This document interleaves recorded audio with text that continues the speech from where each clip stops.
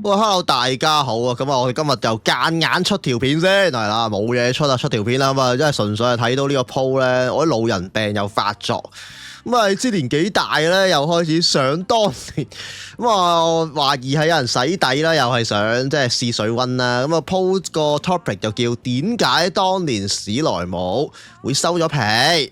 咁啊，可能而家青春一代咧已經唔知邊個係史萊姆啦，唔緊要。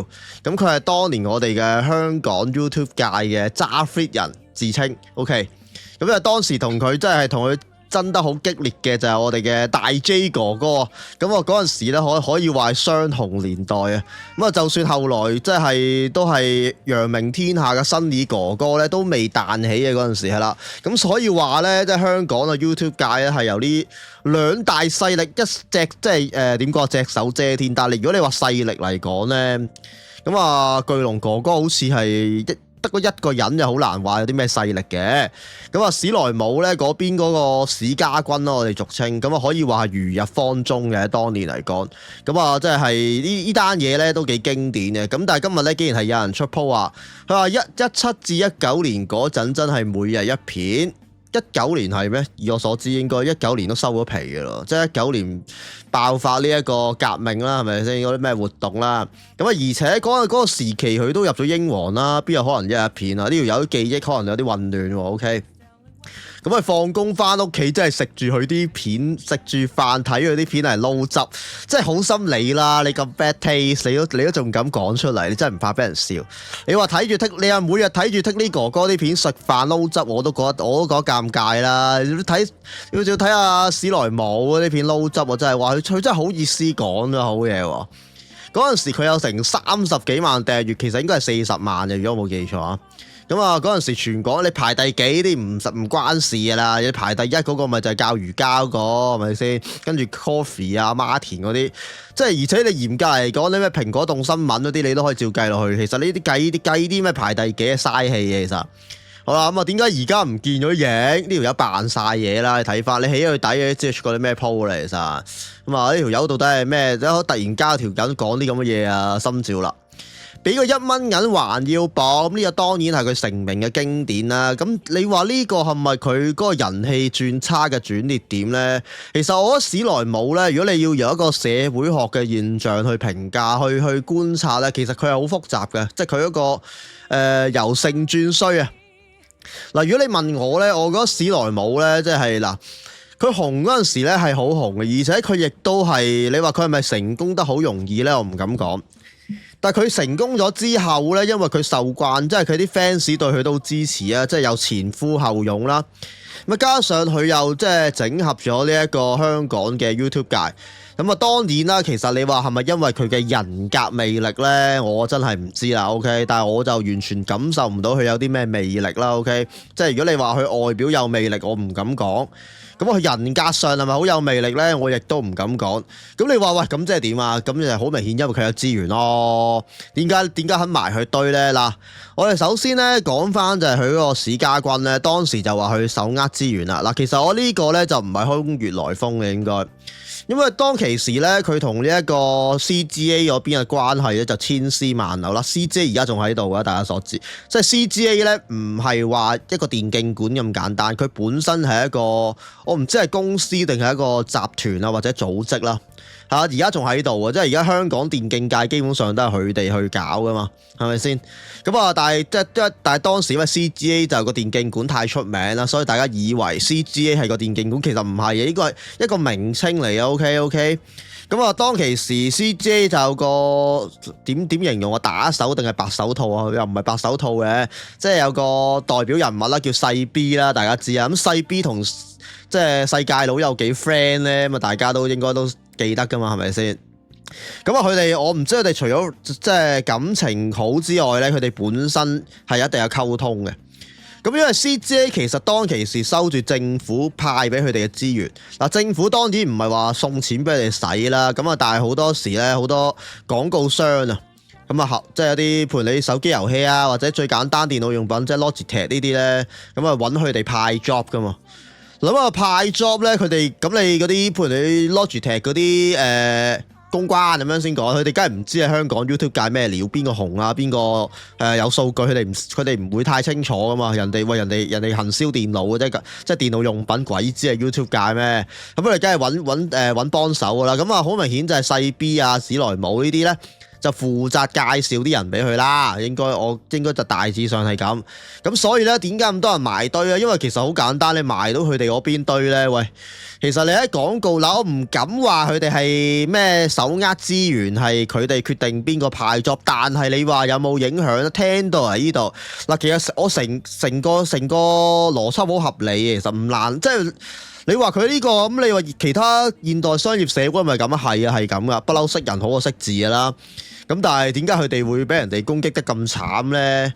咁啊無他嘅，呢個純粹係。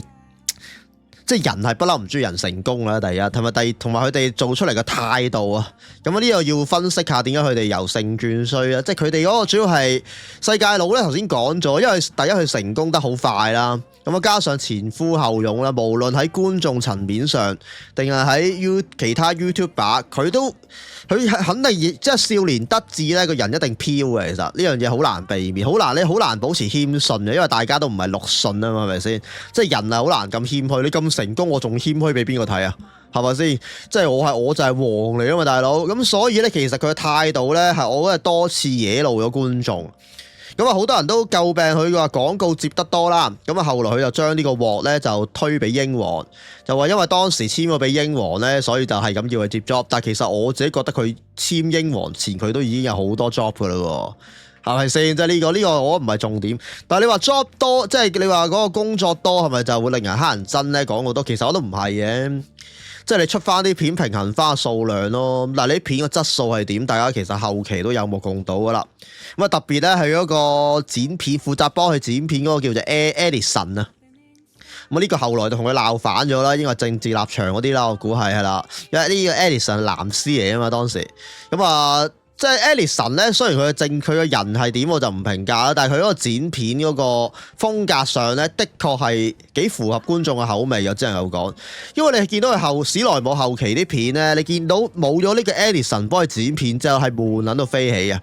無論個節奏啊、音樂啊等等咧，即係完全係真係完全係兩個人嚟嘅。你發覺係啊，即係史萊姆本人係完全冇呢個剪片嘅天分嘅，你可以見到，真係差勁遠嘅。係啦，咁啊加上咧，史萊姆因為個態度問題啦，對觀眾咧要求咧多次係即係佢話點就點咁樣啦。OK，例如最經典個，但係我覺得呢單先係由佢呢單先係咧觀眾開始最唔中意佢，就係佢唔肯剃鬚。係啊，呢一個聽落係好荒謬啊！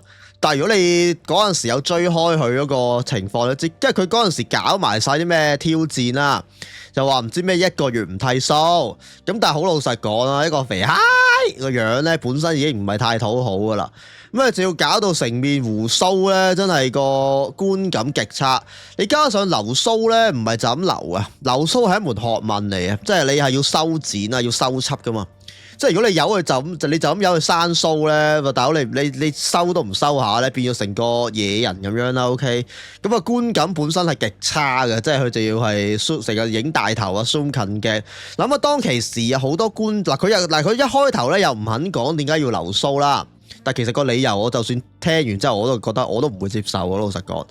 咁啊，即係觀眾咧不停啊已經要求佢話剃鬚啊，或者係你唔剃你都要搞嘅，但係佢我行我素啦，佢係完全唔理會觀眾嘅。佢覺得咧，佢自己又執行緊一個有意義嘅挑戰啦。當其時，佢可能深信咧，即係到呢一個月之後啊，咁啊，佢講完個理由之後，觀眾就會明白佢。咁啊，但係個理由係咩？我其實唔係好記得啦。你諗下，我連個理由都唔記得，可想而知，根本就完全唔係一個令人哋覺得哇，原來係咁，即係豁然開朗嘅理由。咁佢理由好似就係話咩應承咗佢老婆咧，話俾佢睇到係有信心就可以做，我唔記得，總之理由極度白痴啊！我自己覺得。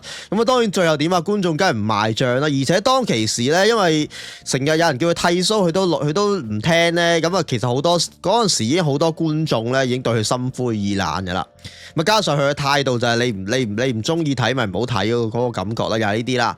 咁啊，所以咧其實嗰陣時嘅掉粉都幾嚴重啦，開始覺得。咁啊，加上咧後來啊呢一個夾公仔事件啦，呢個不得不提啦。夾公仔亦都係令到佢退 fans 退粉嘅主要之一啦。咁啊，其實夾公仔去到今時今日都唔需要多提嘅，有幾乞人憎呢樣嘢係咪先？